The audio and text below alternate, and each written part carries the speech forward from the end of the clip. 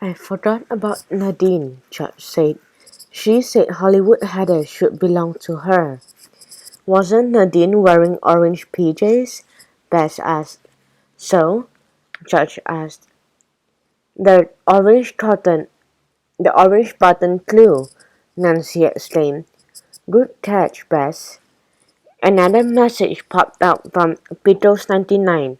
It said, Hello, are you there? I forgot about Brienne, Nancy said. She quickly typed, It's news to me, gotta go. Now we have 3 suspects, Nancy said as she logged off. Cassidy, Trina, and Nadine. Let's find them, George said, and tell them we think they took Hollywood Heather. No way, George, Nancy said. Good detectives always ask lots of questions before accusing someone. What kinds of questions? Bess asked. That's what we have to figure out, Nancy said. Can we figure it out over pizza? Bess asked. I'm getting hungry. You just had scrambled eggs, George said. That was 3 hours ago, Bess cried. Nancy printed out their notes. A real taste wow, she said. How cool is that? Nancy got permission from her dad to go to Pizza Paradise on River Street. Hannah drove Bess and George to their house to drop off their deer. Then Mrs. Fane drove the girls to River Street in her van. Mrs. Fane owned a catering business. The back of the van was filled with containers of coleslaw and potato salad. I had to drop off this food at a bridal shower, girls, Mrs. Fane said after she packed. You go straight to the pizza parlor and I'll meet you there at 2 o'clock. 2 o'clock?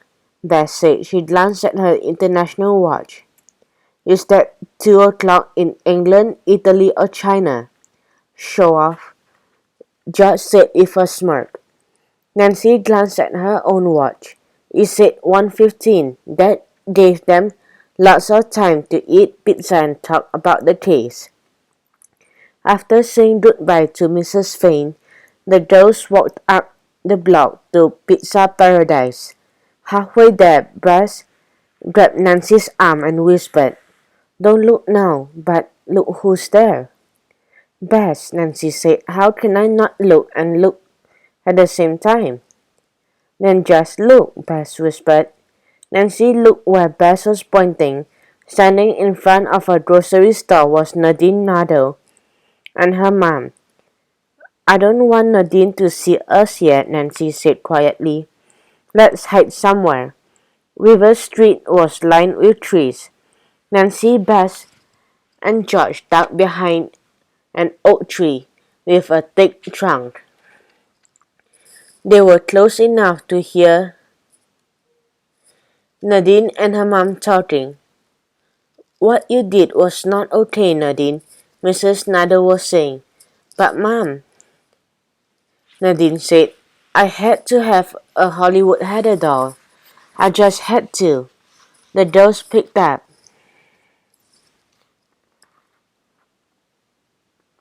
Nancy saw Nadine holding a shopping bag at her side.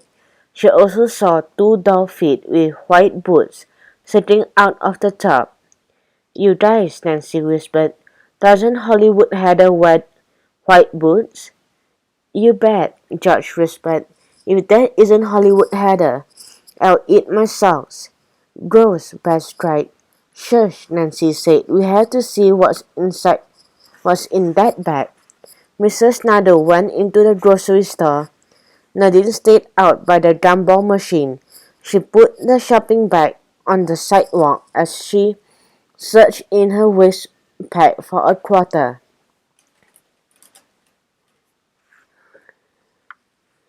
Now's our chance, George whispered. I'm peeking inside that bag. That's snooping, Nancy said doubtfully. We're detectives, George replied. We're supposed to snoop.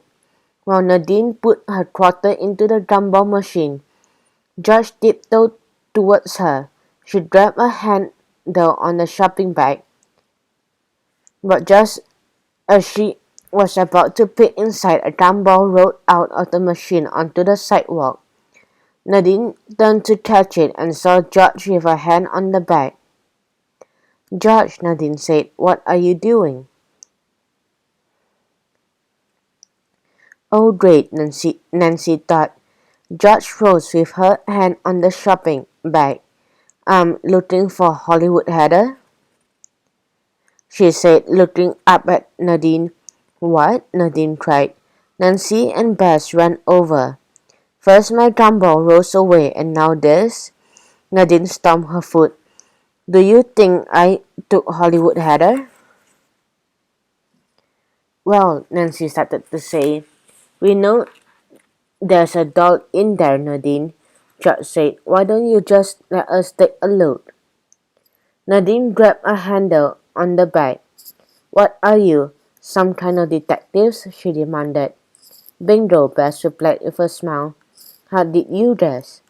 Nancy watched as George and Nadine played tug of war with a shopping bag.